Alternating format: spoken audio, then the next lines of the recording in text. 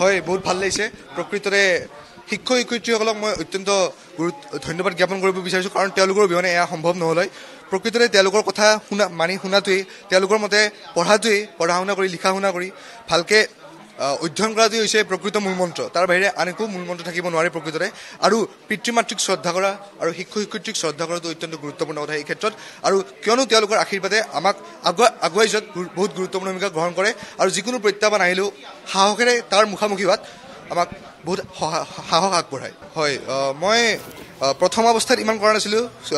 বিদ্যালয়ত যিখিনি নিয়মিতভাৱে পঢ়ায় সেইখিনি নিয়মিতভাৱে অধ্যয়ন কৰিবলৈ চেষ্টা কৰিছিলোঁ, কিন্তু পৰৱৰ্তী সময়ত অৰ্থাৎ প্ৰি বৰ্ডছৰ পিছত মই প্ৰায় 10 ঘণ্টা 12 ঘণ্টা পঢ়িবলৈ চেষ্টা কৰিছিলোঁ। মোৰ লক্ষ্য হৈছে এগৰাকী সুনাগৰিক হোৱাৰ আৰু এগৰাকী সুচিকিৎসক হৈ দেশৰ হকে সেৱা আগবঢ়োৱাৰ। হয়, মোৰ কৃতিত্বৰ শিক্ষক শিক্ষয়িত্ৰী, পিতৃ মাতৃ আৰু বিশেষকৈ মোৰ ভাইটিক ক'ব খুজোঁ, কাৰণ সিও মোক বহুত অনুপ্ৰেৰণা যোগাইছিল মানে আগবাঢ়ি যোৱা। ধন্যবাদ।